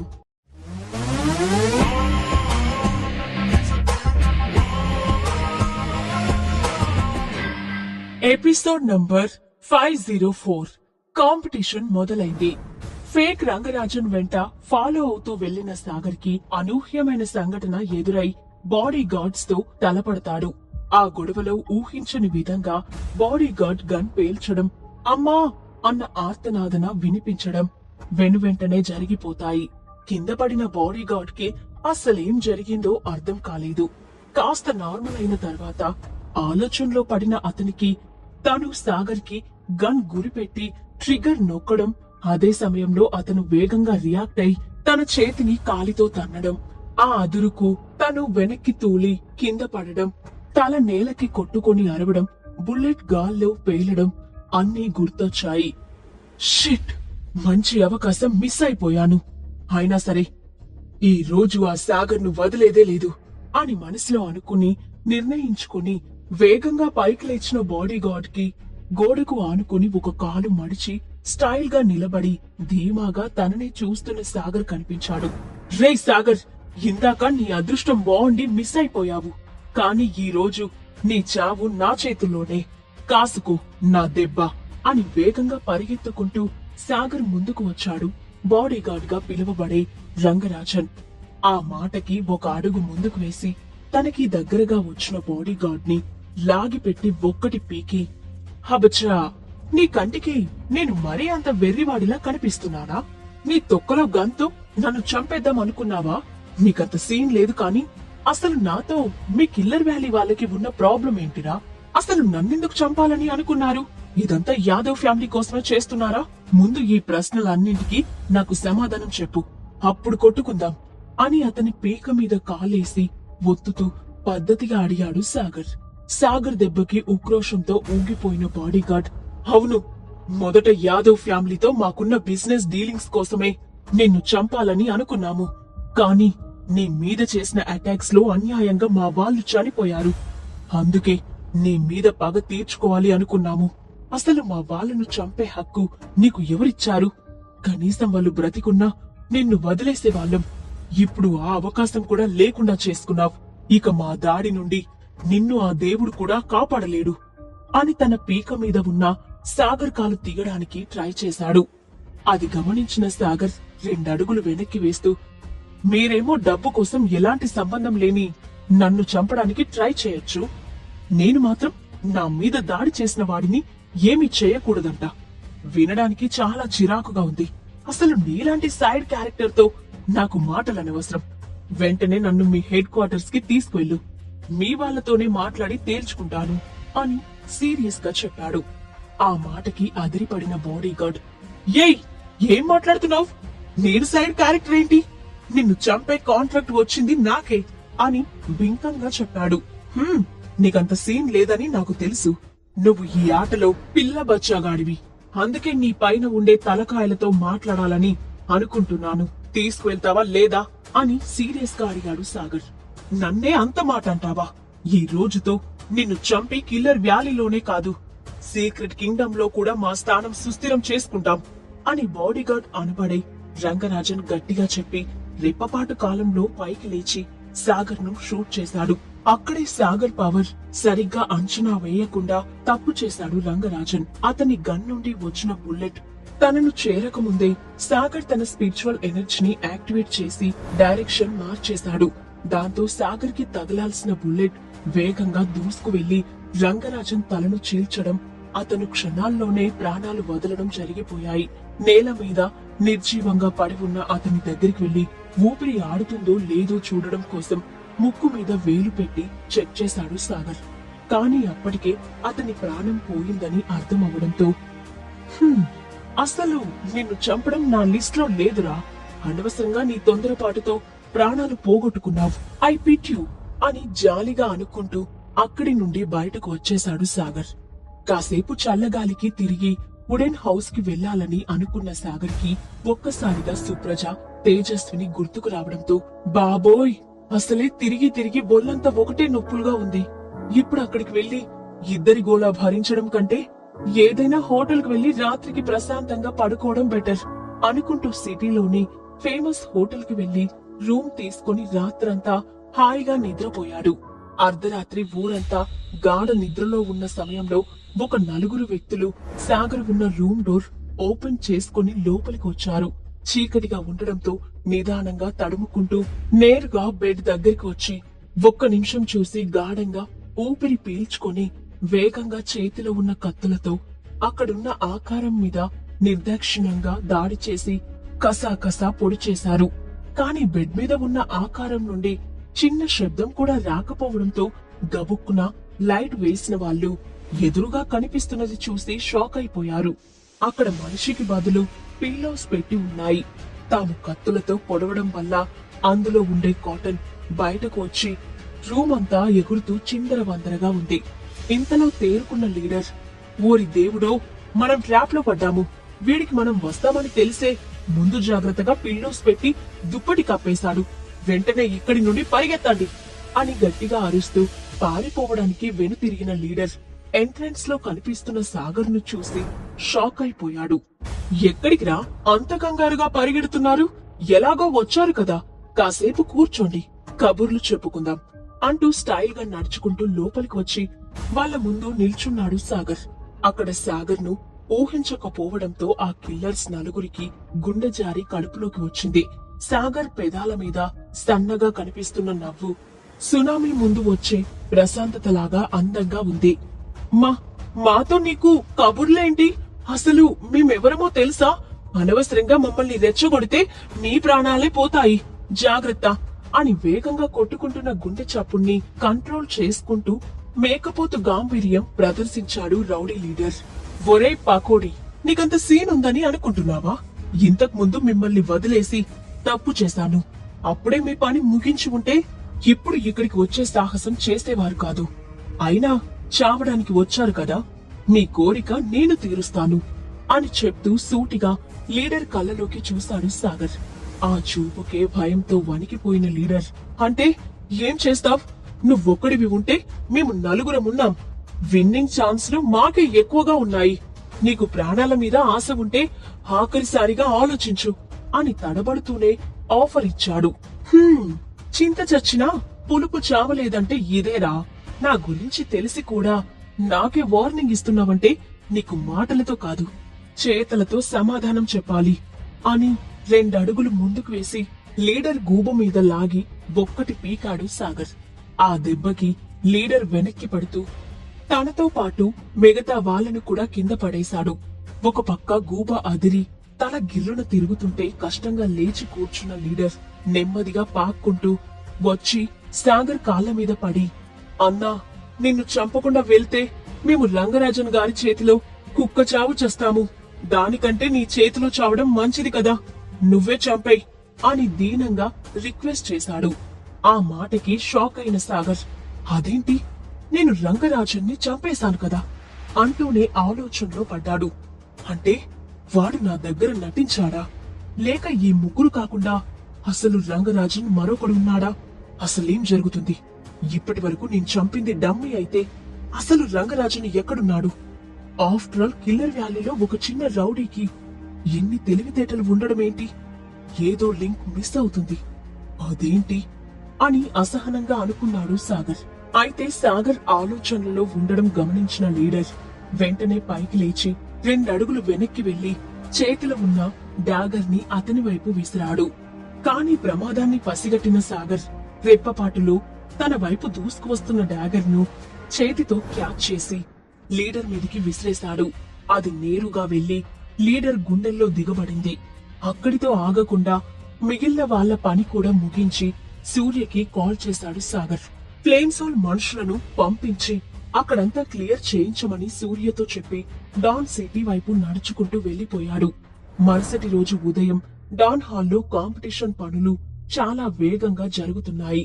ఆ రోజు కాంపిటీషన్ ఆఖరి రౌండ్ కాబట్టి అది కంటెస్టెంట్స్ కి మాత్రమే కాదు, డాన్ హాల్ వాళ్ళకి కూడా చాలా ఇంపార్టెంట్. టైం అవుతూ ఉండడంతో వెన్యూ మొత్తం డాన్ హాల్ మెంబర్స్ తో నిండిపోయింది. అక్కడ ఒక సాధారణ ఆల్కెమిస్ట్ నుండి డాన్ హాల్ లీడర్ వరకు అందరూ ఉన్నారు. ఆ కాంపిటీషన్ మీద ఆసక్తితో రాత్రికి రాత్రి క్యాపిటల్ సిటీ చుట్టుపక్కల ఉన్న డాన్ హాల్ ఇతర బ్రాంచ్ మెంబర్స్ కూడా అక్కడికి చేరుకున్నారు. అక్కడ ఎలాంటి గందరగోళం జరగకుండా ఉండాలన్న ఉద్దేశంతో వెన్యూ లోపలే కాదు, బయట కూడా దాదాపుగా 10,000 మంది బాడీ గార్డ్స్ ను సెక్యూరిటీ కోసం ఏర్పాటు చేశారు. అక్కడికి ఆర్డినరీ పీపుల్ రావడానికి అనుమతి లేదు. వాళ్ళు డబ్బున్న వాళ్ళ లేని వాళ్ళ అన్నది అనవసరం. కేవలం ఆల్కెమీకి సంబంధించిన వాళ్ళని మాత్రమే అనుమతించారు. డాన్ సిటీకి ఉన్న 6 గేట్లు క్లోజ్ చేసేశారు. స్టేజ్ మీద వేసిన పెద్ద చైర్ లో డాన్ హాల్ లీడర్ హుందాగా కూర్చున్నారు. అందులో ఉన్న మెంబర్స్ అందరికీ తమ లీడర్ యొక్క ఏజ్ ఎంతో కూడా తెలీదు. వాళ్ళకి అదసలు మ్యాటర్ కాదు, కేవలం అతని ఆజ్ఞలు పాటించడమే వాళ్ళ కర్తవ్యం అన్నట్లు ఉంటారు. అక్కడ ప్రెసిడెంట్ నందినికి తప్ప మరెవరికి అతనితో మాట్లాడే ధైర్యం కూడా లేదు. ఇక్కడ అరేంజ్మెంట్స్ అన్ని ఎలా జరుగుతున్నాయి అని పక్క చైర్లో ఉన్న నందినిని అడిగాడు డాన్ హాల్ లీడర్. అతని వాయిస్ హుందాగా ఏదో స్పిరిచువల్ ఎనర్జీ నిండినట్టు వినిపిస్తుంటే నందిని చిన్నగా నవ్వి, ఎవ్రీథింగ్ ఈజ్ అండర్ కంట్రోల్, ఎలాంటి ప్రాబ్లం వచ్చినా వెంటనే సాల్వ్ చేసేలా అరేంజ్మెంట్స్ చేశాను, నో వరీస్ అని కాన్ఫిడెంట్ గా చెప్పింది. కంటెస్టెంట్స్ అందరికీ మన రూల్స్ ఎక్స్ప్లెయిన్ చేసావా? అని మరొక ప్రశ్న వేశాడు డాన్ హాల్ లీడర్. ఎస్, అన్నింటి గురించి ముందుగానే ఇన్స్ట్రక్షన్స్ ఇవ్వడం జరిగింది అని సీరియస్ ఎక్స్ప్రెషన్ తో చెప్పింది నందిని. ఆ మాటతో ఇంకా ఆమెను ఎలాంటి ప్రశ్నలు అడగలేదు డాన్ హాల్ లీడర్. స్టేజ్ మీద కూర్చున్న వాళ్ళంతా చాలా సైలెంట్ గా ఉన్నారు. అక్కడ లీడర్ ఉన్నాడన్న కారణంగానో ఏమో గాని అందరి నుదుటిన చిరుచెమట పట్టింది. అలాగని వాళ్ళంతా పవర్ లేని వాళ్ళు కాదు. ఎన్నో సంవత్సరాలుగా డాన్ హాల్లో తమ ప్రతిభని చూపిస్తూనే ఉన్నారు. కాని ఇప్పటికీ తమ సమక్షంలో డాన్ హాల్ లీడర్ ఉంటే తెలియకుండానే వాళ్ళకి షివరింగ్ వస్తుంది. అక్కడ ఉన్న మెంబర్స్ అందరిలోనూ నందినికి చాలా ప్రత్యేకమైన స్థానం ఉంది. ఆమె ఎన్నో సంవత్సరాలుగా తన టాలెంట్ తో అందరికంటే ముందుగా దూసుకుపోతూ తనను తాను స్ట్రాంగ్ గా మలుచుకుంది. డాన్ హాల్ లీడర్ తర్వాత తనే అంతటి పవర్ఫుల్ పర్సన్ అని అందరూ భావించే విధంగా మారిపోయింది. ఇంకా చెప్పాలంటే అక్కడ ఉన్న అందరికీ ఆమె ఒక దేవత. కాని ఇప్పటికీ కూడా నందిని ఎలాంటి గర్వం లేకుండా డాన్ హాల్ లీడర్ కి విధేయురాలుగా ఉంటుంది. అప్పటికే అక్కడికి చేరుకున్న కంటెస్టెంట్స్ అందరూ తమ తమ స్థానాల్లో నిలబడి ఉన్నారు. ఇక కాంపిటీషన్ ఎప్పుడు స్టార్ట్ అవుతుందా అని ఈగర్ గా ఎదురు చూస్తూ ఉన్నారు. డాన్ హాల్ లీడర్ కంటెస్టెంట్స్ అందరినీ గమనిస్తూ టోటల్ గా 12 మంది ఉన్నారు. ఎవరికి ఎవరు తక్కువ కాదు. ఈ రోజుతో నేను కోరుకున్న లక్షణాలు ఉన్న ఆల్కెమిస్ట్ దొరుకుతారని పూర్తిగా నమ్ముతున్నాను అని మనసులోనే అనుకున్నాడు. అతని ముఖ కవలికలు గమనించిన నందిని, కాంపిటీషన్ స్టార్ట్ అవ్వడానికి ఇంకా అరగంట టైం ఉంది. నువ్వు అనవసరంగా వెయిట్ చేయాల్సి వస్తుంది కదా, పర్మిషన్ ఇస్తే ఇప్పుడే స్టార్ట్ చేస్తాను అని మర్యాదగా చెప్పింది. నో ప్రాబ్లం, నేను వెయిట్ చేస్తాను. నా కోసం రూల్స్ మార్చాల్సిన అవసరం లేదు అని చెప్పాడు డాన్ హాల్ లీడర్. ఓకే, నీ ఇష్టం అని మాట్లాడకుండా సైలెంట్ అయిపోయింది నందిని. నిజానికి మంచి వయసులో ఉన్నప్పుడు చుట్టూ ఉన్న అందరూ తన పవర్ చూసి ఇస్తున్న మర్యాదకి గర్వంతో విర్రవీగేది నందిని. ఎప్పటికప్పుడు డాన్ హాల్ లీడర్ ని అనగదొక్కి ఆ స్థానంలోకి వెళ్లాలని ప్రయత్నించేది. కానీ కాలక్రమంలో డాన్ హాల్ లీడర్ కి ఉన్న పవర్స్ అండ్ ఎబిలిటీస్ ముందు తను చాలా తక్కువ అని తెలుసుకుని నెమ్మదిగా తన బిహేవియర్ మార్చుకుని ఈ రోజు అందరూ మర్యాద ఇచ్చే స్థాయికి వెళ్ళింది. కాసేపటి తర్వాత నేను కంటెస్టెంట్స్ తో కొన్ని మాటలు మాట్లాడతాను అని తన సీట్ నుండి పైకి లేచిన డాన్ హాల్ లీడర్ స్టేజ్ మీద కాస్త ముందుకు వెళ్లి స్పీచ్ మొదలు పెట్టాడు. అయితే అతని నడకలో వేగం గమనించిన మెంబర్స్ అందరూ షాక్ తో నోరు తెరిచారు. డాన్ హాల్ లీడర్ స్పీచ్ ముగించిన వెంటనే కాంపిటీషన్ స్టార్ట్ అయింది. కానీ అప్పుడే అనుకోని విధంగా ఒక సంఘటన జరగడంతో అక్కడ ఉన్న అందరూ షాక్ అయిపోయారు. ఇంతకీ డాన్ హాల్ లీడర్ ఇచ్చిన స్పీచ్ ఏంటి? కాంపిటీషన్ లో ఏం జరగబోతుంది? అసలు గెలిచే కంటెస్టెంట్ ఎవరు? ఈ ప్రశ్నలన్నింటికీ సమాధానాలు తెలియాలంటే నెక్స్ట్ ఎపిసోడ్ వినాల్సిందే. Stay tune to pocket FM.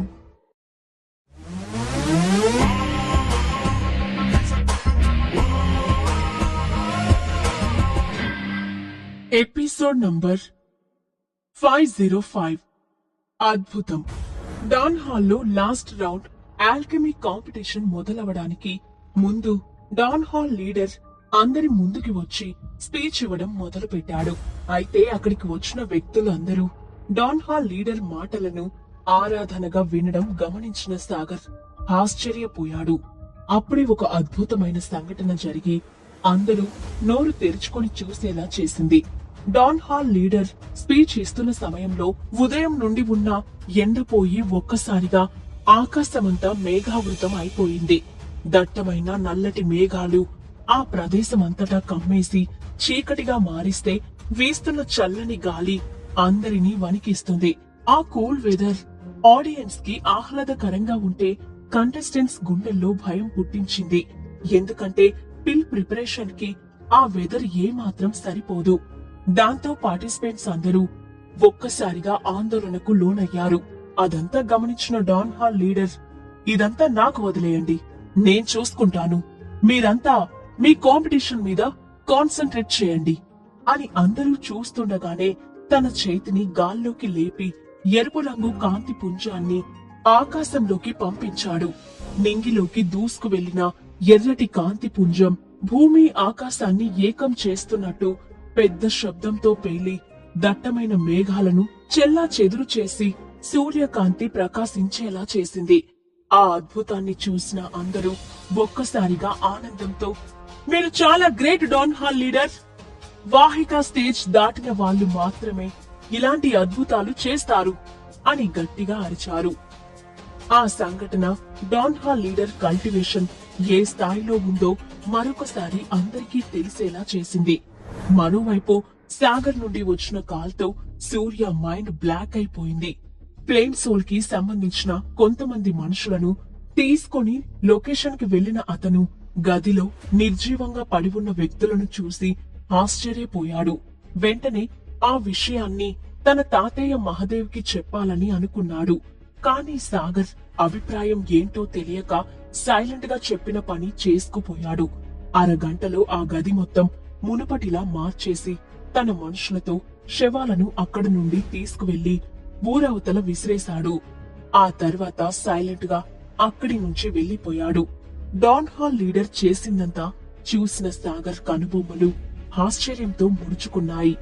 ఒక వ్యక్తి తన కల్టివేషన్ స్థాయిని బేస్ చేసుకుని చిన్న చేతి సాయిగతో ప్రకృతిలో సహజంగా కలిగే మార్పులను నిలువరించడం అనేది కని విని ఎరుగని వింత. అసలు ఇప్పటి వరకు అలా చెయ్యొచ్చు అని కూడా సాగర్ కి తెలీదు. అలాంటిది కళ్ళెదురుగా అంతటి సామర్థ్యం ఉన్న వ్యక్తిని చూస్తుంటే అతనికి అద్భుతంగా అనిపించింది. ఓ గాడ్, అసాధ్యాన్ని సుసాధ్యం చెయ్యడంలో డాన్ హాల్ లీడర్ దిట్ట. ఇతని కల్టివేషన్ బేస్ అన్నది సామాన్యులు వెలకట్టలేనిది. ఆల్కెమీ కాంపిటీషన్ పుణ్యమా అని ఈ రోజు నా కళ్ళారా ఒక వింతను చూడగలిగాను. ఆ స్థాయికి నేనెప్పుడు వెళ్తాను అని మనసులోనే అనుకుంటూ అతని వైపు చూస్తూ ఉండిపోయాడు సాగర్. అది గమనించిన డాన్ హాల్ లీడర్ తనలో తానే చిన్నగా నవ్వుకుంటూ వెనక్కి వెళ్లి చైర్లో కూర్చున్నాడు. కాని ఆ నవ్వులో కనిపించిన డేంజర్ సిగ్నల్స్ కి సాగర్ ఒళ్ళంతా చెమటలతో తడిచి ముద్దైపోయింది. ఒక్కసారిగా మైండ్ అంతా బ్లాంక్ గా మారిపోయి కళ్ళెదురుగా మసగగా కనిపించడం మొదలైంది. అయితే పక్కనే నిలబడి ఉన్న సుప్రజ అతని కండిషన్ చూసి, ఏమైంది సాగర్, ఎందుకంత వీక్ గా కనిపిస్తున్నావ్? హెల్త్ బానే ఉందా అని అతని చేయి పట్టుకుని ఆందోళనగా అడిగింది. నథింగ్ సుప్రజ, ఐఎమ్ ఫైన్ అని చిన్నగా చెప్తూ నెమ్మదిగా ఆమె నుండి తన చేతిని వెనక్కి తీసుకునే ప్రయత్నం చేశాడు సాగర్. ఆ ఇద్దరికి కాస్త దూరంలో ఉన్న యష్ అదంతా చూసి వాళ్ళిద్దరూ రొమాన్స్ చేసుకుంటున్నారని అపార్థం చేసుకున్నాడు. అతని మనసంతా జలసీతో నిండిపోతుంటే అసలు ఈ ఇద్దరు కాంపిటీషన్ కు వచ్చారా లేదా పర్సనల్ పనులు చేసుకోవడానికి వచ్చారా? అయినా ఈ సాగర్ గాడు ఎక్కడో మచ్చ వేసుకొని పుట్టాడు. అందుకే అంత అందమైన అమ్మాయిలందరూ వాడికి అట్రాక్ట్ అవుతున్నారు. ఇడియట్, నా సుప్రజని కూడా లాగేసుకుంటున్నాడు అని ఉక్రోషంగా అనుకున్నాడు యష్. తన డబ్బు స్టేటస్ చూసి సుప్రజ కలలో కూడా రిజెక్ట్ చెయ్యదు అన్న ఉద్దేశంతో ఆమెకు ప్రపోజ్ చేశాడు యష్. కానీ సుప్రజ అతని ప్రపోజల్ రిజెక్ట్ చేయడమే కాకుండా సాగర్ తో కలిసి ఒకే ఇంట్లో ఉండడం చూసిన యష్ వాళ్ళిద్దరూ లవర్స్ అనుకోని అపార్థం చేసుకున్నాడు. అదంతా నిజమో కాదో తెలుసుకోవాలని ఎన్నోసార్లు సాగర్ నివసిస్తున్న వుడెన్ హౌస్ కి వెళ్లి సుప్రజ రూమ్ కిటికీ ఓపెన్ చేసి చూడటానికి ట్రై చేశాడు. కానీ బెడ్ మీద ఉన్నది ఒక్కరో ఇద్దరు అతనికి అర్థం కాలేదు. దాంతో నిజం తెలియనప్పటికీ కేవలం సాగర్ కారణంగానే సుప్రజ తనని రిజెక్ట్ చేసిందని అతని మీద కోపం పెంచుకున్నాడు యష్. బట్ తన మనసులో సుప్రజ మీద పెంచుకున్న ప్రేమ 1% కూడా తగ్గకపోవడంతో కాంపిటీషన్ కి వచ్చిన దగ్గర నుండి తన దృష్టి మొత్తాన్ని ఆమె మీద నిలిపి కళ్ళ నిండుగా చూసుకుంటూ ఉండిపోయాడు యష్. అతనికి ఏమాత్రం అవకాశం దొరికినా సాగర్ దగ్గర నుండి తన ప్రేమని లాగేసుకుని తన దగ్గరికి తెచ్చుకోవాలని కోరికగా ఉంది. అందుకే ఈ రోజు ఎలాగైనా కాంపిటీషన్ లో గెలిచి సాగర్ కంటే తనే గొప్ప అని ప్రూవ్ చేయగలిగితే సుప్రజ ఆటోమేటిక్ గా తన దగ్గరికి వచ్చేస్తుందని యష్ పగటి కలలు కంటున్నాడు. అందుకోసమే ఇప్పటి వరకు ఎవరూ తయారు చేయనటువంటి ఒక కొత్త పిల్ ప్రిపేర్ చేయాలని భావించి ఫార్ములా రెడీ చేసుకుని అందుకు కావలసిన హెర్బ్స్ ని చాలా ఖరీదు పెట్టి కొన్నాడు యష్. ఎప్పుడా అని ఎదురు చూస్తున్న కాంపిటీషన్ ఫైనల్ గా డాన్ హాల్ మాస్టర్ పిలుపుతో ప్రారంభమైంది. 12 మంది కంటెస్టెంట్స్ శరవేగంగా ప్రిపరేషన్స్ స్టార్ట్ చేశారు. ఇంటి నుండి బయలుదేరిన మల్లికార్జున్ వేగంగా నడుచుకుంటూ డాన్ హాల్ గేట్ దగ్గరికి వచ్చాడు. కానీ అప్పటికే గేట్ క్లోజ్ చేయడంతో వేగంగా మరొక గేట్ దగ్గరికి వెళ్ళాడు. అక్కడ కూడా అదే పరిస్థితి ఎదురవడంతో కంగారుగా వేరే గేట్స్ దగ్గరికి వెళ్ళాడు. ఆఖరుగా ఒకే ఒక్క గేట్ నుండి లోపలికి అనుమతించడంతో హ్యాపీగా ఫీల్ అవుతూ గబగబా లోపలికి నడిచాడు.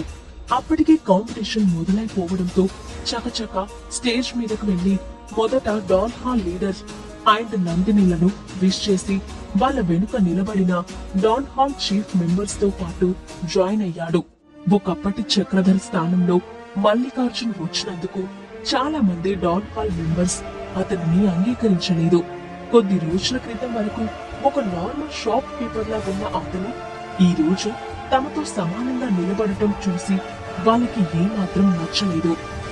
కానీ డాన్ హాల్ లీడర్ ముందు నోరు ఎత్తే ధైర్యం లేక లోపలి గొనుక్కుంటూ నిలబడ్డారు. ఇంతలో ఈ రోజు కాంపిటీషన్ లో ఎవరు గెలుస్తారని అనుకుంటున్నావు నందిని అని అడిగాడు డాన్ హాల్ లీడర్. నీ ప్రశ్నకి సమాధానం చెప్పడం చాలా కష్టం. ఇప్పుడు జనరేషన్ వాళ్ళు చాలా తెలివిగా ఉంటున్నారు. సమయం సందర్భం వస్తే తప్ప టాలెంట్ ని ప్రదర్శించడం లేదు. అసలు ఒకరితో ఒకరిని కంపేర్ చేయడానికి కూడా లేనంత టాలెంట్ తో ఉన్నారు. అందుకే ఈ రోజు కాంపిటీషన్ లో గెలిచే వారి కోసం నేను కూడా వెయిట్ చేస్తున్నాను అని నెమ్మదిగా సమాధానం చెప్పింది నందిని. నిజానికి డాన్ హాల్ లీడర్ ఉద్దేశం ఏంటో నందినికి బాగా తెలుసు. అందుకే కర్ర విరగకుండా పాము చావకుండా అన్నట్టు తెలివిగా సమాధానం చెప్పి తప్పించుకుంది. అయితే ఆ ఇద్దరు మాట్లాడుకోవడం చూసిన మిగతా చీఫ్ మెంబర్స్ అందరూ వాళ్ళలో వాళ్ళే రకరకాల కామెంట్స్ చేసుకున్నారు. కానీ అక్కడ ఉన్న వాళ్ళలో ఒక్కరికి కూడా డాన్ హాల్ లీడర్ ఇంకా నందిని ఇద్దరి మధ్య ఉన్న రిలేషన్ గురించి తెలీదు. అసలు తమ లీడర్ ఆమెకు ఎందుకంత ప్రిఫరెన్స్ ఇస్తారో ఎంతగా ఆలోచించినా వాళ్ళకి అర్థం కాలేదు. అక్కడ ఉన్న అందరికీ తెలియని విషయం ఏంటంటే డాన్ హాల్ లీడర్ కి అందరి ఊహాగానాలు తెలిసినా కూడా నందినితో తనకున్న రిలేషన్ ని ఇప్పటి వరకు ఓపెన్ గా బయట పెట్టలేదు. అసలు పెట్టాలని కూడా అనుకోలేదు. అందుకే ఇప్పటి వరకు వాళ్ళ గురించి అసలు నిజం ఎవరికీ తెలియకుండా పోయింది. నందిని చెప్పిన సమాధానానికి డాన్ హాల్ లీడర్ పెద్దగా నవ్వుతూ, నువ్వెంత కవర్ చేసుకున్నా కూడా నీ మనసులో ఉన్న ఉద్దేశం నాకు అర్థమైపోతుంది. నువ్వు కోరుకుంటున్న వ్యక్తి గెలుస్తారని నీకు నమ్మకం ఉందా అని మరో ప్రశ్న వేశాడు. నీ సంగతి తెలిసి కూడా కవర్ చేయాలని అనుకోవడం నా తప్పే. నిజమే, నువ్వన్నట్లు నేను ఒక వ్యక్తి గెలవాలని మనస్ఫూర్తిగా కోరుకుంటున్నాను. అతను యంగర్ జనరేషన్స్ అందరిలోకి చాలా స్పెషల్ గా ఉన్నాడు. పైగా కొన్ని సంవత్సరాలుగా క్యాపిటల్ సిటీలోనే నివసిస్తున్నాడు. ముఖ్యంగా రావు కుటుంబానికి చెందిన వారసుడు. అతను గెలిస్తే ఆ కుటుంబానికే కాదు మనకి కూడా చాలా బెనిఫిట్ ఉంటుంది అని తడబడుతూనే సమాధానం చెప్పింది నందిని. అవునా, నువ్వు నిజమే చెప్తున్నావా? కానీ నాకు అలా అనిపించడం లేదే. నీ ఉద్దేశం ప్రకారం యష్ కాకుండా ఇంకెవరికి గెలిచే అర్హత లేదని అంటున్నావా అని మరొక క్లిష్టమైన ప్రశ్న అడిగాడు డాన్ హాల్ లీడర్.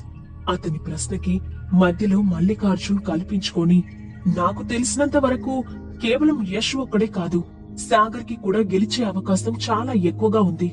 ఈ కాంపిటీషన్ లో పార్టిసిపేట్ చేసిన దగ్గర నుండి అందరికంటే ఎక్కువగా ప్రతిభ చూపించాడు.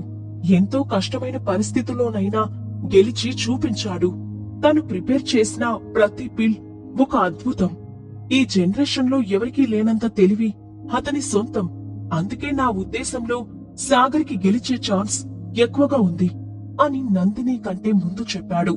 ఆ మాటకి తల తిప్పి చూసిన డాన్ హాల్ లీడర్ కి తను డాన్ హాల్ చీఫ్ ఎల్డర్ అని చెప్పడానికి గుర్తుగా బ్లాక్ కోట్ మీద టైగర్ బొమ్మ చిహ్నంతో హుందాగా రెడీ అయి వచ్చిన మల్లికార్జున్ కనిపించాడు. అతన్ని చూసి చిరునవ్వు నవ్వుతూ, లేటుగా వచ్చినా కూడా ఇన్ఫర్మేషన్ అంతా గ్యాదర్ చేసావా? సర్లే, చాలా సంవత్సరాల తర్వాత నీ స్థానంలోకి నువ్వొచ్చావు.